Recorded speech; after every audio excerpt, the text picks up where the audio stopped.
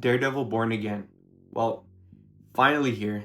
I felt like it was too good to be true that the show would ever even begin because, I mean, for many years we just accepted that this show, that the Netflix Daredevil property, those characters, those actors were done. But it's here, it's back, and I have been a fan since the beginning, so it felt really great to have this. Now, I gotta say, I'm pretty disappointed in this. I'm gonna keep this short. I'm not gonna break down the whole episodes or talk about specific plot points. It's just my overall impression and just reaction to what I just saw. I honestly feel like maybe my expectations were too high, and I feel like a lot of people might feel that way because of how great the Netflix series is, which is a little bit unfair, I guess, because that series is like extremely good. For those of you who have not seen the Netflix series, it's groundbreaking. It truly is. It's like The Dark Knight for TV. It's just really, really good. Writing, action, just overall characters, acting. It's just a whole other level. It just redefined the genre. It's very serious. Everything's fleshed out. It's compelling even when there's no action. It's just a great series. I feel like from what I've seen so far, I feel very disconnected from the entire show. And that's a not a good problem to have because that's literally the opposite of what I feel on the Netflix series. I feel disconnected on every front. I feel disconnected from the characters, from the overall story, and from the action. The show starts off with a big action sequence.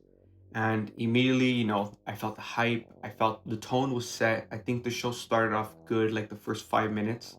The tone was set. I was in it. To me, this isn't a big spoiler, but the fight scene is a oneer. And if you've seen Daredevil, you know they do oneers, and they're usually incredible. Like every season has done a oneer, and every single one of those has been better than the last one.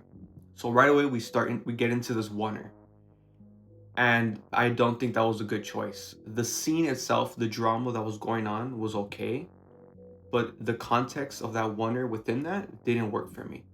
It was so it's funny because usually I hate that fight scenes are so intimate, so close, so many cuts. And I like how usually in good action usually is wide shots because then you could see the whole action and it feels real. In this particular fight, I felt like why are we so far? It almost felt like we were a bystander looking into this fight. And for the context, again, I don't want to spoil, but for the context of this fight, I feel like we should have been intimate. We should have been in there with Matt. And we were so far, and I just felt disconnected. I didn't feel the stakes. It just felt like, look at this cool hand-to-hand combat. And because it was such a wide shot, I feel like sometimes it looked like obvious choreography. It didn't look like real fighting. It looked kind of slow. And that's the thing, you could hide that with cuts. I think it was not a good place to put that oneer. And then there's the CGI. Okay, so I've heard some people already complaining about this on social media. Overall, I'm down. I like that we're gonna begin to see Daredevil swing around like Spider-Man, swing around like how he should swing around in the comic books and cartoons, because his character should be like Spider-Man, swinging around, acrobatic, all that. There were some scenes that were CGI Daredevil, and it felt weird, of course, because we saw 3 seasons. If you've seen Defenders, 4 seasons of Daredevil being completely realistic, completely grounded. So it did feel weird, but I don't think it looked terrible. I don't think that was the issue. Other things, like I felt like there was a lot of CGI smoke and just CGI like composition where they're fighting, and I'm like, are they on a they're supposed to be on the street or in a building, and sometimes the entire environment looked a little CGI.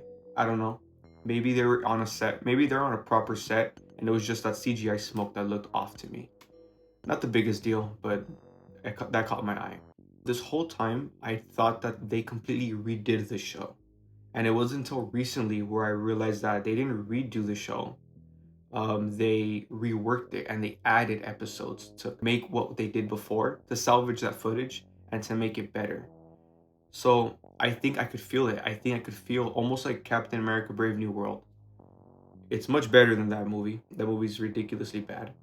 It's much better than that, but I could feel it. I could feel like it's a Frankenstein show. I could feel like if they added these storylines, made these characters make decisions for the sake of that context that we need to fit into, if that makes sense. Yeah, like certain characters that we know from the previous show, they make some decisions and I'm like, why were you making that decision? But again, I'm like, well, probably because they need to fit into whatever the old version of the show is. And all these new characters, none of them are interesting. None of them are cool. None of them are attractive, I guess you could say, relatable.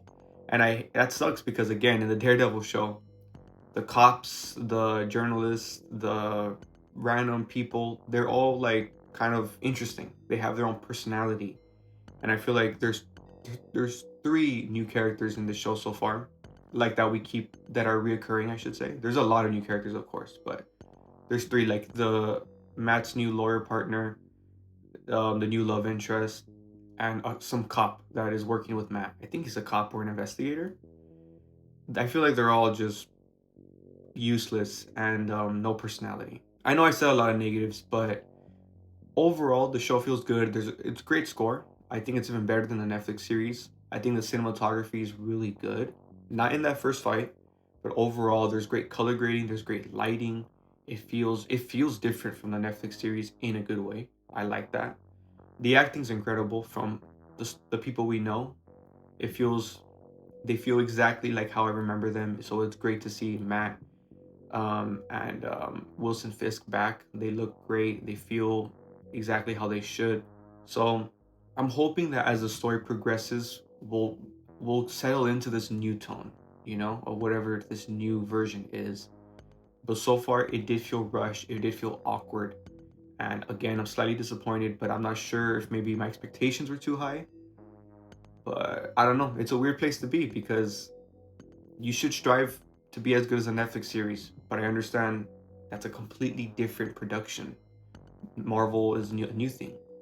So maybe if the Netflix series didn't exist, this would feel good. Maybe this would feel like the best thing Disney Plus has ever done. But because I have those 3 seasons to reference, this feels so lesser. But compared to a lot of the Disney Plus shows I've seen, I guess this is pretty good. So yeah, those are my ramblings. That's my first impressions of these two first episodes. And every week I'm gonna continue to just give my first impressions, not a whole breakdown.